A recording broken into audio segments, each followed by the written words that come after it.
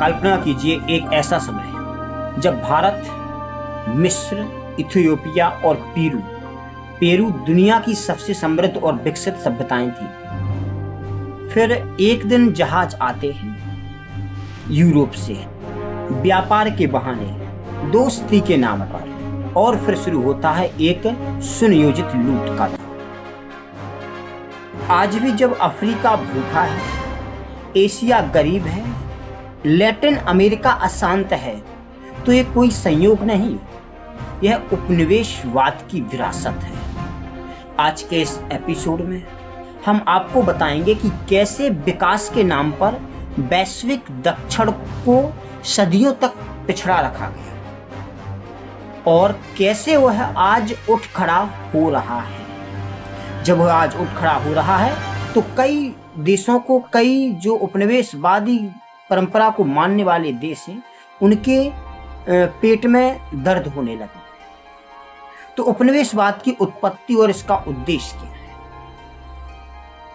15वीं से 20वीं सदी तक यूरोप की साम्राज्यवादी शक्तियों कौन कौन? ब्रिटेन, फ्रांस, पुर्तगाल, स्पेन और बाद में बेल्जियम, जर्मनी, इटली, इन्होंने एशिया, अफ्रीका और दक्षिण अमेरिका के विशाल क्षेत्रों पर अपना कब्जा किया। ये शक्तियां व्यापार के बहाने आईं, लेकिन जल्द ही शासन, धर्मांतरण, दमन और लूट की योजना इनकी बन गई। उनका मकसद क्या था?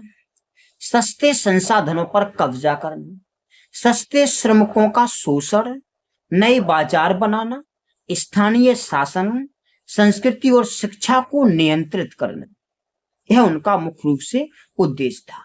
तो कुछ उदाहरण के रूप में हम चीजों को देख सकते हैं, जैसे भारत को सिल्क और मसालों के लिए लूटा गया है। वहीं पर अगर हम देखें अफ्रीका, तो अफ्रीका को हीरे, सोने और गुलामी के लिए, लैटिन अमेरिका को सिल्वर और कृषि श्रम के लिए। तो कहीं ना कहीं इन लोगों पर लगातार इनका शोषण हुआ है, लगातार इनको लूटा गया है, और इनको लूट लूट के ये जो पश्चिमी देश हैं, जो उपनिवेशवादी देश हैं, जो साम्राज्यवादी देश हैं, अपने आप को राजा बनाए रखे। अब इस आर्थिक लूट के गणित को देखते हैं, इसको समझते हैं। तो उपनिवेशवाद केवल जमीन का कब्जा नहीं था, ये एक आर्थिक मशीन थी। ब्रिटेन ने अकेले भारत से अनुमानित 45 ट्रिलियन डॉलर की संपत्ति निकाल ली। कितनी? 45 ट्रिलियन, बहुत बड़ी कीमत। भारत की खेती सिर्फ ब्रिटिश मिलों के लिए बनी। कपास भारत में उगता था, बुनाई इंग्लैंड में होती थी, और फिर वही कपड़ा भारतीयों को महंगे दामों पर बेचा जाता था। दोहरा व्यापार। और उसी प्रकार से अफ्रीका से लाखों लोगों को गुलाम बनाकर अमेरिका भेजा गया। उनकी मेहनत से अमेरिका अमीर हुआ, लेकिन अफ्रीका और गरीब होता चला गया। यहाँ के लोग और भी बदहाली की कड़ी में चले गए। लैटिन अमेरिका की अगर बात करें तो इसमें सोना चांदी, यहां से सोना चांदी को इतना लूटा गया कि स्पेन दुनिया का सबसे अमीर देश बन गया। लेकिन जो जहां से सोना लूटा गया है, आज वो देश एक प्रकार से विकासशील देश है। आज तक वो देश विकसित नहीं हो पाए हैं जिनके अंदर सोना और चांदी बेशुमार है। तो यहां पर शुरू होता है एक और मनोवैज्ञानिक उपनिवेशवाद। तो जो उपनिवेशवाद है, सिर्फ भौतिक कब्जा नहीं था, यह मानसिक कब्जा भी था। स्थानीय भाषाएं घटिया घोषित कर दी गई कि जो स्थानीय भाषाएं हैं वह निम्न कोटि के हैं। संस्कृति को पिछाड़ा गया, उसको पिछड़ा बताया गया। यूरोपीय पहनावा, खान पान और सोच को श्रेष्ठ बताया गया। तो यहां पर आपको मनोवैज्ञानिक रूप से आपको टॉर्चर किया गया है। यहाँ और हम उदाहरण के रूप में देखें भारत में, तो भारत में अंग्रेजी माध्यम को सिविल सेवा के लिए बिल्कुल बिल्कुल कंपलसरी बना दिया गया, जरूरी बना दिया। और अफ्रीका में ईसाई धर्म प्रचार के नाम पर संस्कृति को बदल दिया गया, पूरी कल्चर को चेंज कर दिया। उसी प्रकार से लैटिन अमेरिका में स्पेनिश और पुर्तगाली भाषा थोप दी गई जबरदस्ती करके। तो यह मानसिक गुलामी आज भी जारी है, जब लोग अपनी भाषा बोलने में शर्माते हैं और पश्चिमी मानकों को ही गुणवत्ता का पैमाना मानते हैं। जैसे आज होता है ना समाज में कि अगर कोई ज्यादा अंग्रेजी बोलने वाला हो, ज्यादा अंग्रेजी ठाट बाट से रहने वाला हो, अपनी इज्जत विज्जत को खो देने वाला और केवल अपने पैसे का घमंड रौब दिखाने वाला हो, तो लोग उसको कुछ ज्यादा ही ताज्जुब देते हैं। अगर कोई व्यक्ति हिंदी में शालीनता से, नरम स्वभाव से बात करे, दूसरों की इज्जत करे, तो लोग उसको चूतिया समझ लेते हैं। मेरा कहने का मतलब, तो औपनिवेशिक संस्थाएं और आज की व्यवस्था क्या है वो भी देखेंगे। तो आज भी IMF, वर्ल्ड बैंक, WTO जैसी संस्थाएं ग्लोबल साउथ को आर्थिक शर्तों में जकड़े हुए हैं, कर्ज के बदले नीति परिवर्तन करवा रहे हैं कि भैया देखो, जो भी, जैसे IMF ने भारत की नीति चेंज करवाई थी, वर्ल्ड बैंक ने, जो हम एक सोशलिस्ट कंट्री थे, उन्होंने उसके लिए प्राइवेटाइजेशन पर थोपा हमारे लिए। दूसरी बात, सब्सिडी खत्म करना, स्थानीय उद्योगों पर विदेशी कंपनियों का कब्जा। तो उदाहरण के रूप में अगर हम देखें, अफ्रीका के कई देशों को IMF ने कहा कि स्वास्थ्य और शिक्षा पर खर्च कम करो, तब पिछड़ा बनाने की बात कर रहा है सीधे सीधे। और लैटिन अमेरिका को कहा गया कि पानी जैसे प्राकृतिक संसाधनों का निजीकरण करो, तो जो पानी है, पानी को निजीकरण कर दो। देखो कितनी भ्रांतियां फैलाई। तो इन संस्थाओं ने 21वीं सदी में उपनिवेशवाद का डिजिटल कॉर्पोरेट और ब्याज वाला रूप इसको बना दिया। क्या बना दिया है? ब्याज वाला, और एक प्रकार से अलग ही कैटेगरी में इसको उपनिवेशवाद को लाके खड़ा कर दिया।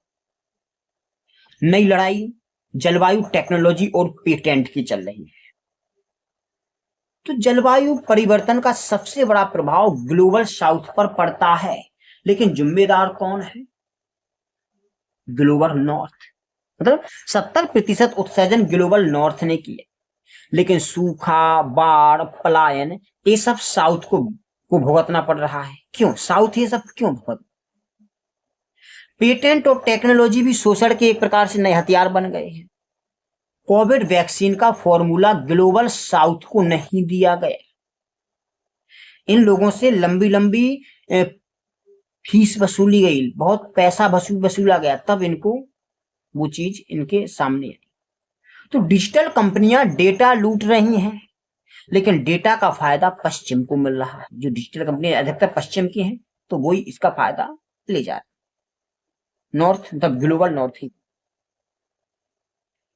तो वैश्विक दक्षिण की वापसी, नई आवाजें, नए नेतृत्व, इसमें क्या क्या चीजें देखने को मिल रही है। तो वैश्विक दक्षिण की वापसी कैसे हुई है? नई आवाज से और नए नेतृत्व से देखते हैं।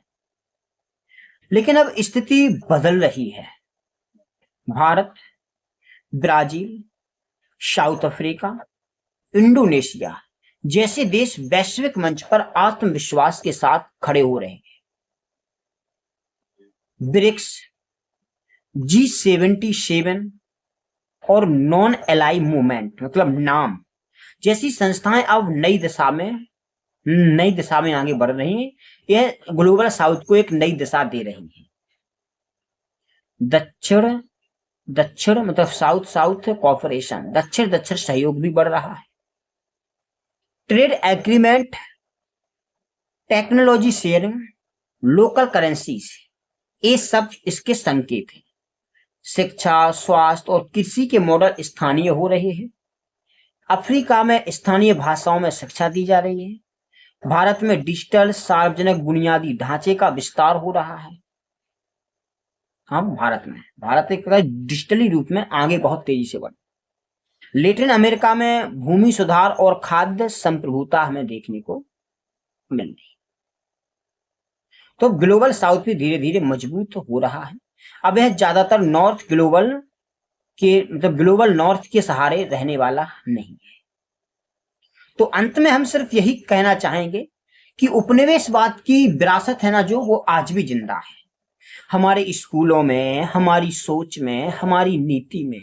लेकिन अब एक नया युग शुरू हो रहा है, जहां वैश्विक दक्षिण केवल इतिहास नहीं पढ़ रहा, वह इतिहास बना रहा है।